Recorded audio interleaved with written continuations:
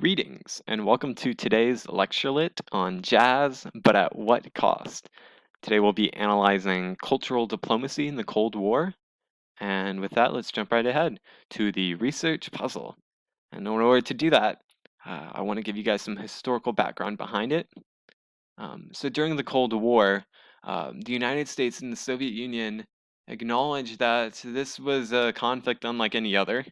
And so they created different ways of opposing each other, not just political alliances, not just military upgrades and technology, but they implemented cultural diplomatic programs as a way of capturing the hearts and minds of not only the enemy, but also potential allies that they might want to win to their ideology or that might be beneficial in their clash of interest with the Soviet Union.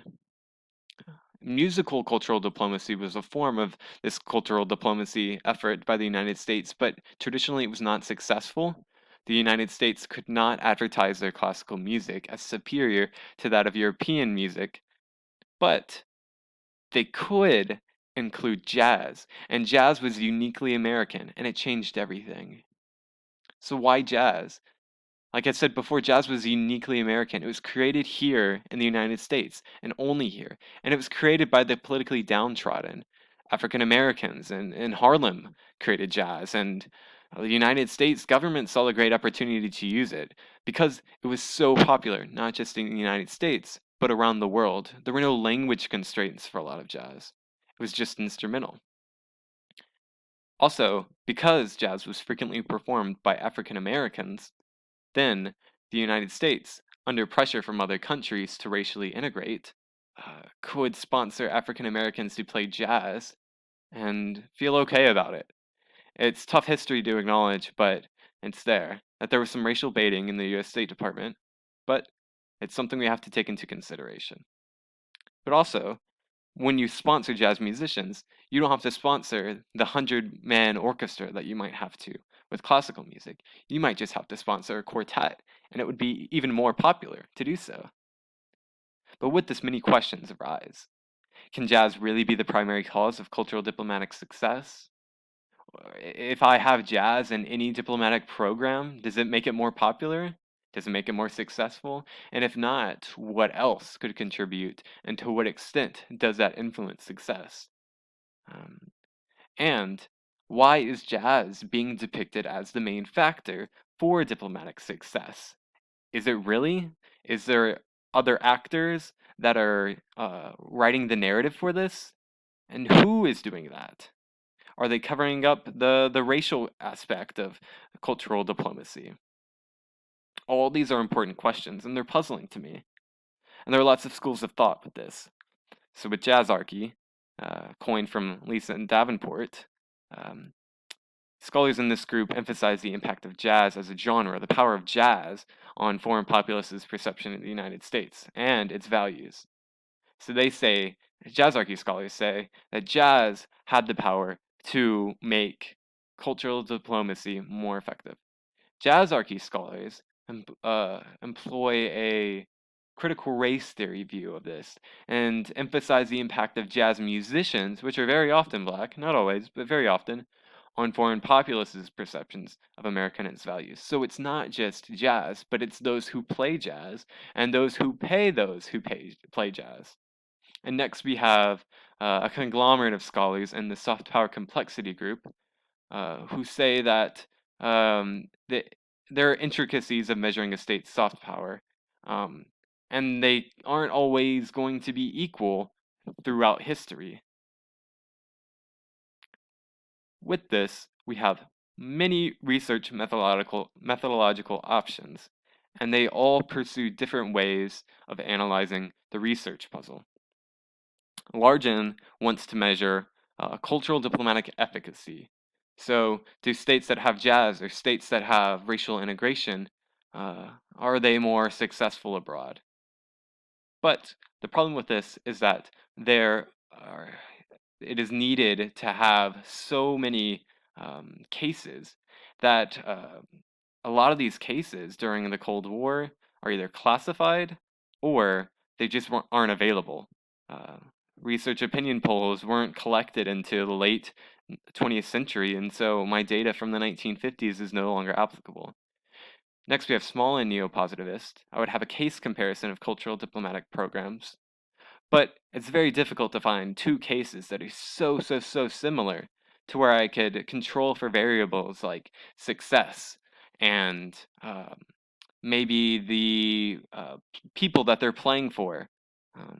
And so, because it's unlikely to do that, we have interpretivist, where I would have a discourse analysis of how experts depicted jazz.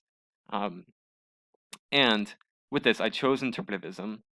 And my statement is I propose to analyze the expert discourse on jazz in the latter years of the Cold War, about 1960s to 1991, because I want to find out how it's possible that jazz has been represented as an honest depiction of liberal American values over time by Western media sources, which I've defined as Canadian and American. And there are many reasons why this is the best research methodology.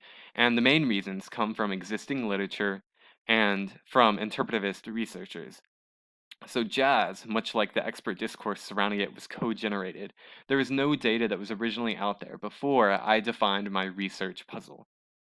I have co-generated this data, and jazz as a genre is co-generated by the multitude of musicians. There is no distinct definition of jazz. There is no characteristic of jazz that is the same all across the board. The interpretivist discourse analysis aims at specifying the bandwidth of possible outcomes. Jazz could be described in a variety of ways, but for some reason, it's defined as an honest depiction of American values.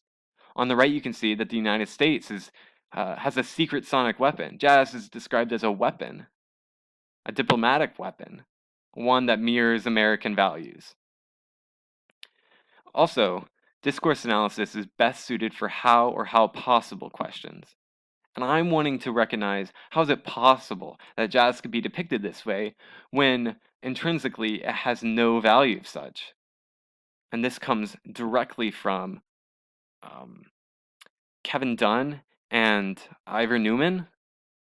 Next, we have popular sources are unreliable and broad. Many people consume jazz and had a variety of opinions. Official sources are often classified or scarce.